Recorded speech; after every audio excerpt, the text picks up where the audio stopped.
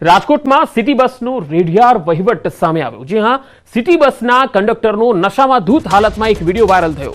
માધાપરથી Aji dam ચોકડી તરફ જતી 85 નંબર બસનો કંડક્ટર નશામાં ધૂત હાલતમાં જોવા મળ્યો, જેમાં જોઈ શકાય છે કે નશામાં ધૂત કંડક્ટર બસના દરવાજે ટીંગાયો। આ નશેડી કંડક્ટર પાસે કોઈ ટિકિટ માંગે તો મશીન બંધ છે એવું કહી દેતો હતો। કંડક્ટરનું નામ બાબુ પરમાર હોવાનું સામે આવ્યું। વિડીયો વાયરલ થતા સિટી બસના વહીવટને લઈને પણ સવાલ ઉઠ્યા છે।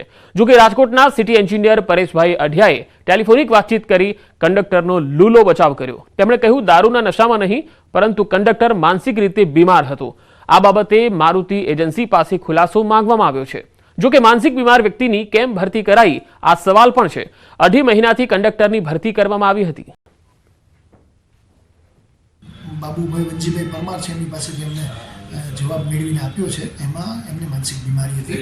2.5 માસ પહેલાં એમનું રિક્રુટમેન્ટ થયું અને એમને ડૉક્ટર પાસેથી રેગ્યુલર દવા લેતા હતા। એ દવાનો પુરવઠો ખૂટતા એમને બબડાટ અને એન્ઝાયટી આપણે ફીલ થઈ। તો બે તસવીર આપણે બતાવીએ છીએ। એક નશામાં ધૂત કંડક્ટરની તસવીર જે તમે જોઈ રહ્યા છો અને બીજી તસવીરમાં માતા પુત્રને અડફેટે લેનારી આ ઘટના રાજકોટમાં જે બની છે, જ્યાં સિટી બસની અડફેટે બાળકનું મૃત્યુ થઈ ગયું। બે તસવીરમાં આપ જોઈ શકો છો। એકમાં કંડક્ટર કેટલી નશાની હાલતમાં હોય એવું દેખાઈ રહ્યું છે, બસના દરવાજે ટીંગાયો છે, અને બીજી તસવીર રાજકોટમાં જે ઘટના બની છે જેમાં બાળકનું મૃત્યુ થયું છે, અકસ્માત થયો છે। કણકોટ ખાતે સિટી બસની અડફેટે 7 વર્ષીય બાળકનું મોત થયું। વાત હવે સુરતની। સુરતમાં ફરી બોગસ ડોક્ટર ઝડપાયા। મગદલ્લા ગામમાંથી ઝડપાયા છે બોગસ તબીબ। આ બોગસ મહિલા ડોક્ટર સહિત 2 લોકો પકડાયા છે। ઉમરા પોલીસે મોડી રાત્રે બંનેની ધરપકડ કરી લીધી। મહિલા મગદલ્લા ગામમાં પોતાના ઘરમાં જ ક્લિનિક ચલાવતી હતી। પોલીસે મેડિકલ ડિગ્રી વિનાના આ બોગસ તબીબોની ધરપકડ કરી લીધી છે। આગળની તપાસ ચાલી રહી છે।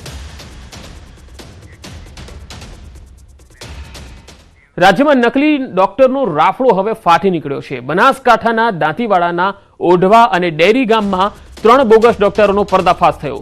બોગસ તબીબ મહેશ પરમાર, હિતેશ રબારી અને સાગર વિશ્વાસ કોઈ પણ મેડિકલ ડિગ્રી વિના ડોક્ટર બની બેઠા અને પ્રેક્ટિસ કરતા જોવા મળ્યા। ગેરકાયદેસર રીતે ઝોલાછાપ તબીબો દર્દીઓને એલોપેથિક દવા અને દર્દીઓને ઇન્જેક્શન અને બોટલ ચડાવી હાઇડ્રોજનની દવા આપતા હતા। નવાઈની વાત એ છે કે સરકારી પેટા આરોગ્ય કેન્દ્રની બાજુમાં જ આ બોગસ તબીબો પ્રેક્ટિસ કરી રહ્યા હતા। આ અંગે આરોગ્ય વિભાગે તપાસના આદેશ આપ્યા છે। તો આ સ્થિતિ છે। બનાસકાંઠામાં મેડિકલ ડિગ્રી વિના જ બોગસ ઝોલાછાપ તબીબો છે એ પોતાના ક્લિનિક ચલાવી રહ્યા છે। બે તસવીર આપને બતાવીએ। એક બનાસકાંઠાની છે તો પહેલી તસવીર તમે જુઓ છો જ્યાં 2 નકલી ડોક્ટર પકડાયા છે, જેમાં એક મહિલા પણ છે સુરતના મગદલ્લા વિસ્તારમાંથી, જ્યાં મહિલા છે એ ઘરેથી જ પોતાનું ક્લિનિક ચલાવતી હતી। તેની પાસે કોઈ જ ડિગ્રી નહોતી। પોલીસે આ બંનેની ધરપકડ કરી છે। તો બીજી તરફ બનાસકાંઠામાં પણ આવા ઝોલાછાપ તબીબો મેડિકલની ડિગ્રી વિના જ પ્રેક્ટિસ કરી રહ્યા હતા, એલોપેથિક દવાઓ અને ઇન્જેક્શનો આપતા હતા। ભાવનગરમાં ખાનગી હોસ્પિટલમાં નિયમોનું સરેઆમ ઉલ્લંઘન થઈ રહ્યું છે। મેડિકલ વેસ્ટ કોમ્પ્લેક્સના ગ્રાઉન્ડ ફ્લોર પર ફેંકવામાં આવ્યું। આયુષ પ્લાઝા કોમ્પ્લેક્સનો એક વિડીયો છે જે વાયરલ થઈ રહ્યો છે, જેમાં તમે પણ જોઈ શકો છો મેડિકલ વેસ્ટનો કચરો ગાય ખાતી નજરે પડી રહી છે। વાયરલ વિડીયો ગઈકાલ રાત્રિનો હોવાનું સામે આવ્યું છે। ભાવનગરમાં ખાનગી હોસ્પિટલ સંચાલકોને કાયદાનો કોઈ જ ડર રહ્યો નથી। મેડિકલ વેસ્ટનો કચરો આ રીતે ફેંકવામાં આવી રહ્યો છે, ગ્રાઉન્ડ ફ્લોર પર જ ફેંકવામાં આવી રહ્યો છે। એક ગાય ત્યાં છે જે ખાતી દેખાઈ રહી છે।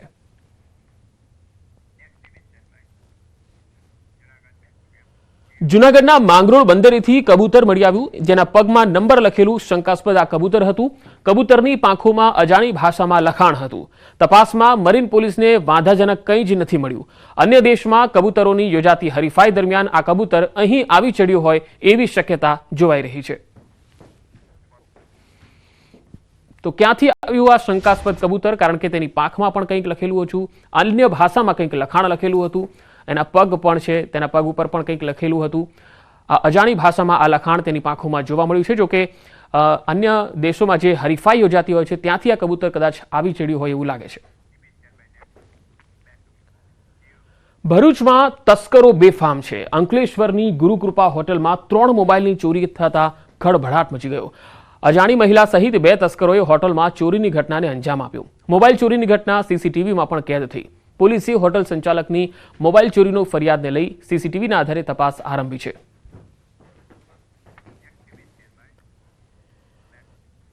શિયાળો જામ્યો છે અને ચોર ટોળકી પણ બરાબરની જામી છે ચોરી કરવા માટે. મહીસાગર જિલ્લાના ખાનપુર તાલુકાના ગાંગટા ગામે છેલ્લા 10 દિવસમાં સતત ચોરીના બનાવો વધી રહ્યા છે, જેના કારણે રાત્રિના સમયે ગામના લોકો હવે પહેરો કરવા માટે મજબૂર બન્યા છે. તસ્કરોના આતંકને કારણે લોકોમાં ડર વ્યાપી ગયો છે. આટલી કડકડતી ઠંડીમાં પણ ગામના લોકો પહેરો ભરવા મજબૂર છે. ગામમાં ફરી ચોરીની ઘટના ન બને તેના માટે લોકો પોતે જ હવે સુરક્ષા કરી રહ્યા છે. 10 દિવસ પહેલા 5 મકાનો સહિત એક દુકાનમાં મધ્યરાત્રિના તસ્કરોએ હાથફેરો કરી અને સોના ચાંદી સહિત રોકડ રકમની ચોરી કરી હતી. બાદમાં 4 દિવસ પછી ફરી એ જ વિસ્તારમાં એક મકાનમાં ચોરી થઈ ગઈ. લોકો જાગી ગયા, બૂમાબૂમ થઈ. જોકે ચોર ટોળકી રોકડ રૂપિયા લઈને ફરાર થવામાં સફળ રહી, જેથી ગામના લોકોએ ચોરોને ઝડપી લેવા પોલીસને રજૂઆત કરી. અઠવાડિયામાં 2 દિવસ ચોરી થઈ છે. આખા ગામમાં ફરવું પડે છે, રાત્રે તાપણી કરીને જાગવું પડે છે. છોકરા પણ રાત્રે સૂતા નથી, જાગે છે. સવારમાં સ્કૂલો બગડે છે. મહિલાઓ પણ ગામમાં ફરે છે. ગામના પુરુષો પણ રાત્રે ફેરી કરે છે. અમારી માંગ છે કે જલ્દી અમને પોલીસની એ થાય મદદ. ગાગટા ગામ ખાતે 2 દિવસ પહેલા ચોરનો ભય રહ્યો છે. મહિનાથી આ કામ ચાલી રહ્યું છે. ચોર 2-3 દિવસ છોડીને આવે છે. અઠવાડિયામાં 2 દિવસ છોડીને એક ઘરમાં ચોરી 4 ઘર તોડ્યા, એક દુકાન તોડી છે. 5 તોલા સોનું લઈ ગયા છે, સોના ચાંદી પૈસા લઈ ગયા છે. અમારા ગામમાં જે ચોરી થઈ છે તો જલ્દીથી જલ્દી આ ચોર પકડાઈ જાય અને જે ડરનો માહોલ છે ગામમાં તે દૂર થાય તેવી અમારી માંગણી છે. તો જલ્દીથી તમે લોકો આ ચોરને પકડો તેવી અમારી તમને બહુ જ પ્રાર્થના છે. અને પોલીસને જલ્દીથી જલ્દી આ ગામમાં અને આજુબાજુના ગામમાં બી ચોરી થઈ શકે એવો માહોલ છે, કારણ કે અહીંયા 2 વાર એટલી 10 દિવસમાં ચોરી થઈ છે.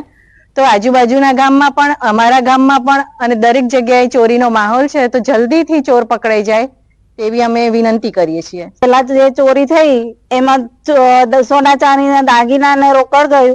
4 દિવસ પછી ફરી ચોરી થઈ, એમાં રોકડ રકમ ને દાગીના બહુ નહીં ગયા પણ થઈ છે. અને ગાગટા ગામમાં ભયનો માહોલ બહુ ફેલાયેલો છે. છોકરા, બાળકો, મોટા બધા જ ડરી રહ્યા છે. તો તસ્કરોને પકડી લેવા માટે હવે ગામ લોકો છે એ પોલીસને રજૂઆત કરી રહ્યા છે, કારણ કે શિયાળો જામતા આ તસ્કરો એટલા બેફામ બન્યા છે કે અઠવાડિયામાં 2 વખત ચોરી કરી ગયા. લોકોમાં ડર વ્યાપી ગયો છે અને ગામના લોકો જાતે જ હવે રાત્રે પહેરો ભરી રહ્યા છે.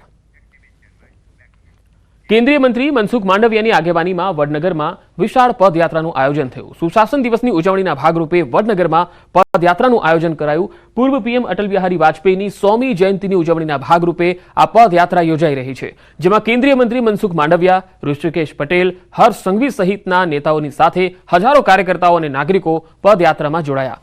8 કિલોમીટરની આ પદયાત્રામાં મોટી સંખ્યામાં શાળા કોલેજના વિદ્યાર્થીઓ પણ ફેન્સી ડ્રેસ પહેરીને જોડાયા. વડનગરના તાનારીરી ગાર્ડનથી પદયાત્રાનો પ્રારંભ થયો, જે ઘાસકોડ દરવાજા રેલવે સ્ટેશન મેડિકલ કોલેજના રૂટ પરથી પસાર થઈ રહી છે. અમરથોડ દરવાજાથી નીકળી આ યાત્રા તાનારીરી ગાર્ડનમાં પરત આવશે.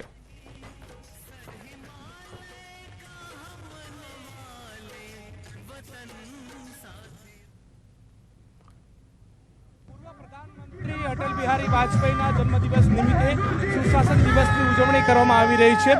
કેન્દ્રીય મંત્રી મનસુખ માંડવિયા વડનગરથી ભેરુલાલ મહારાજ તેમના પદયાત્રીઓ સાથે પગપાળા દ્વારકાધીશના દર્શનાર્થે આવે છે.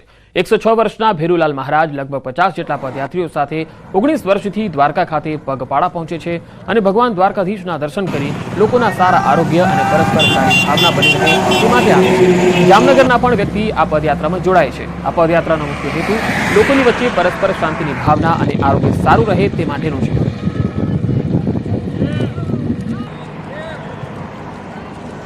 નવાણિયા ગામ વલ્લભનગર તાલુકાના ત્યાંથી 4/12 નીકળેલા છે અને 20 થી 22 દિવસે દ્વારકા પહોંચી જાય છે. 800 થી 900 કિલોમીટર જેવું અંતર છે અને 2 વખત રિટર્ન પદયાત્રા કરેલી છે.